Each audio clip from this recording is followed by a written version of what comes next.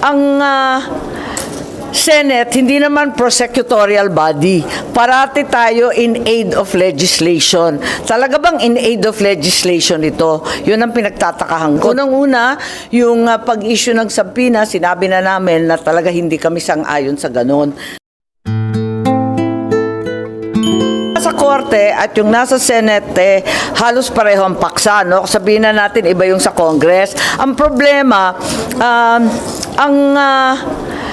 Senate, hindi naman prosecutorial body. Parati tayo in aid of legislation. Talaga bang in aid of legislation ito? Yun ang pinagtatakahan ko. Do we actually need new laws? Is that really the intended goal? So, kahit ako'y miyembro at naninindigan sa Committee on Women, gusto ko pa rin na may due process sa bawat isa. Ma'am, pero di ba yung pagpapatawag kay Pastor Kibuloy, that's part of due process na ipaliwanag niya yung side niya. Oo naman, pero yung sabay-sabay mong kinakasuhan, pwede rin magdahilan na hindi naman dapat sabay-sabay. Higit sa lahat, may pending na sa court, pare-pareho naman yung paksa, bakit uulitin pa? How do you respond to observations na iba yung magiging trato kay Apollo Kibuloy and then doon kay senior yun sa Surigao, Senior Aguila?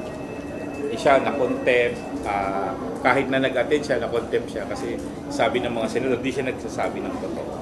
Tama, pero straightforward yun. Walang kahalong prangkisa, walang kahalong issue mula sa US tungkol sa foreign exchange, walang kahalong sexual harassment at iba pang kaso mula sa ibang jurisdiction.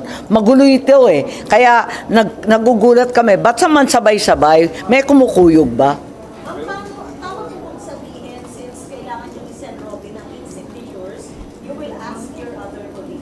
Well, I think there's been an effort to come together to a decision. Unang-una, yung pag-issue ng subpoena, sinabi na namin na talaga hindi kami sang-ayon sa ganun. Dahil kinakailangan nga, alamin muna natin lahat ng kinakailangan alamin. Kasi puro sa kwentuhan lamang, may testigo nga, alam ko, narinig ko si Senator Risa, pero ganun pa man, kinakailangan na bigyan daan pa rin ang nasa korte. At hindi ako sigurado na in aid of legislation talaga ang mangyayari. Nakukuha niyo yung aid po? Hindi ko pa alam, pero mataas ang pag-asa ko lagi.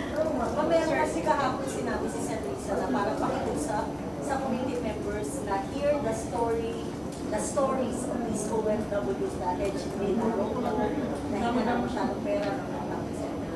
Are you also taking into consideration all these narrations ng mga victims? Oo naman, nakikinig naman tayo sa lahat. Pero wala pa akong nakikitang in aid of legislation kasi. So siguro, pakinggan natin silang lahat. Pero at the same time, tignan natin kung magiging sub judice yung napakaraming question at saka yung main event. Yung main concern may end up being a judicial question. So baka patong-patong na yan at hindi nakarapat-dapat. Issue lang ako, ma'am.